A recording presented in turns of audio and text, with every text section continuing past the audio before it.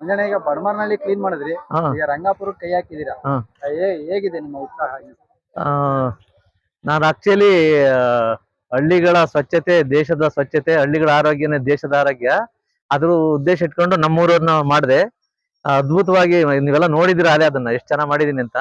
ಈಗ ಅದಾದ್ಮೇಲೆ ಗೋಪಿಕುಂಟೆನೂ ಆಯ್ತು. ಗೋಪಿಕುಂಟೆ ಆದ್ಮೇಲೆ ಈಗ ಗೋಣಿಹಳ್ಳಿ ಆಗ್ಬೇಕಾಯ್ತು, ಅದು ಸ್ವಲ್ಪ ಪೋಸ್ಟ್ ಪೋನ್ ಆಗಿದೆ. ಅದ್ರ ಬದಲು ಈ ರಂಗಾಪುರನ ಮುದ್ರಂಗಪ್ಪ ಡಾಕ್ಟ್ರು ಮತ್ತು ಊರಿನ ಪ್ರಮುಖರೆಲ್ಲ ಸೇರಿ ಮಾಡ್ತಾ ಇದ್ದಾರೆ. ಹಂಗೆ 3ನೇ ಗ್ರಾಮ, ಹಿಂಗೆ ಇಡೀ ತಾಲೂಕು ಆಗ್ಬೇಕು ಅನ್ನೋ ಉದ್ದೇಶ ನಾನು ಇಟ್ಕೊಂಡು ಮಾಡ್ತಾ ಇದ್ದೀನಿ. ಮುಂದಿನ ಹಂತದಲ್ಲಿ ಆಗುತ್ತೆ ಅನ್ನೋ ಭಾವನೆಯೂ ಇದೆ. ಸ್ವಚ್ಛತೆ ಹಳ್ಳಿಗಳಲ್ಲಿ ಬಹಳ ಇಂಪಾರ್ಟೆಂಟ್. ಆರೋಗ್ಯ ಚೆನ್ನಾಗಿರುತ್ತೆ, ಯಾವುದೇ ರೋಗ ರುಜಿನ ಬರಲ್ಲ.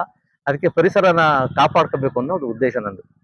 ಹಾ 57 ವರ್ಷ ಹಾ ಆಗಿದೆ, ಹಾ ಇನ್ನೂ ಉತ್ಸಾಹ ಇದೆ. ಉತ್ಸಾಹ ಇದೆ ಅಂದ್ರೆ ಬೆಳಗ್ಗೆಯಿಂದ ಸಾಯಂಕಾಲದಾಗ ಕೆಲಸ ಮಾಡಿ ಸುಸ್ತಾಗಲ್ಲ. ನನ್ಗೆ ಯಾಕೋ ಗೊತ್ತಿಲ್ಲ, ಅದೇನ್ ದೇವ್ರು ಯಾವ ಶಕ್ತಿ ಕೊಟ್ಟೋ ನನಗೆ ಗೊತ್ತಿಲ್ಲ. ನಾನು ತಿನ್ನೋದು ಅಷ್ಟು ಅಂತ ಜಾಸ್ತಿನೂ ತಿನ್ನನಲ್ಲ, ಬಟ್ ಅದೇನೋ ಶಕ್ತಿ ಕೊಟ್ಟಿದ್ದಾನೆ, ಮಾಡ್ತಾ ಇದ್ದೀನಿ. ಅವನು ಯಾವಾಗ ಬೇಡ ಅಂತಾರೋ ಅಲ್ಲಿ ನಿಲ್ಲಿಸ್ಬಿಡ್ತೀನಿ.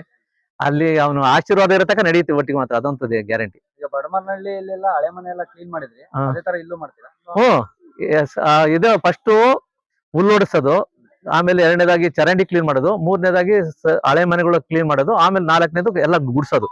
ಇದು ಪ್ರೊಸೀಜರ್ 4 ಹಂತ, ಇದೆಲ್ಲ ಮಾಡ್ತೀವಿ ಕ್ಲೀನ್.